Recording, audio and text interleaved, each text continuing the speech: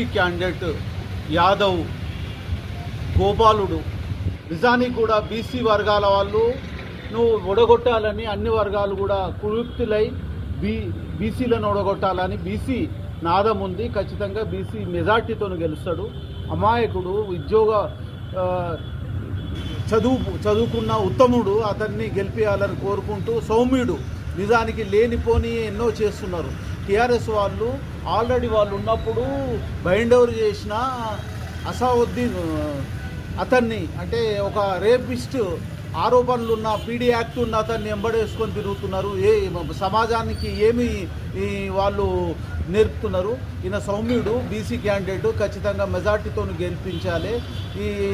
ఈరోజు కాదు, ఇంతకుముందు తెలంగాణ ఉద్యమంలో వాళ్ళ నాన్న ఎన్నో రకాలుగా సహాయ సహకారాలు చేశారు. చిన్న శ్రీశైలం యాదవ్ గారు తెలంగాణ ఉద్యమంలో పార్టీకి అనుకోండి, ఉద్యమానికి కూడా ఎన్నో రకాలుగా సహాయ సహకారాలు చేసిండ్రు. అన్నం పెట్టినోనికి సున్నం పెట్టే రకంగా ఉన్నాడు కేసీఆర్ గారు, కేటీఆర్ గారు, హరీష్ రావు గారు. మీరు గుండె మీద చేతేసుకొని మీకు తెలంగాణ ఉద్యమంలో అన్ని రకాలుగా ఆర్థికంగాను అంగబలం కూడా అన్ని రకాలుగా సాయం చేసిన చిన్న శ్రీశైలం గారి మీద విమర్శించే నైతిక అర్హత మీకు లేదు, ఎలాంటి అర్హత కూడా లేదు. భవిష్యత్తులో కూడా మీరు బీఆర్ఎస్ అండ్ బీజేపీకి కలిసి పోటీగా కాంగ్రెస్ పార్టీని ఎదుర్కొనే రకంగా ఉన్నారు. రెండు ఏ గ్రూప్గా బి గ్రూప్గా ఉన్నారు. మీరు ఇద్దరు కలిసినా కానీ కాంగ్రెస్ పార్టీని ఏం చేయలేరు. మెజార్టీతోని ఖచ్చితంగా బీసీ క్యాండిడేట్, బీసీ నాదం ఇప్పుడు ఖచ్చితంగా ఉంది. నవీన్ యాదవ్ గారు భారీ మెజార్టీతో గెలుస్తారు. అన్ని వర్గాల వారు, బీసీ, ఎస్సీ, ఎస్టీ, మైనార్టీ అన్ని వర్గాల వారు సహకరిస్తారు.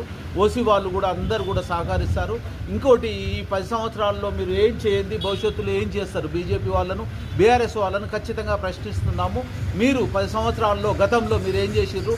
బీజేపీ నువ్వు 12 సంవత్సరాల అధికారం నుండి కూడా నువ్వు ఎంపీగా ఉండి, కేంద్ర మంత్రి కూడా ఉండి కూడా నువ్వు ఏం చేస్తున్నావు? ఈరోజు కాంగ్రెస్ పార్టీని విమర్శిస్తున్నావు. మీకు నైతిక అర్హత లేదని ఈ సందర్భంగా తెలియజేస్తూ జై కాంగ్రెస్, జై జై కాంగ్రెస్.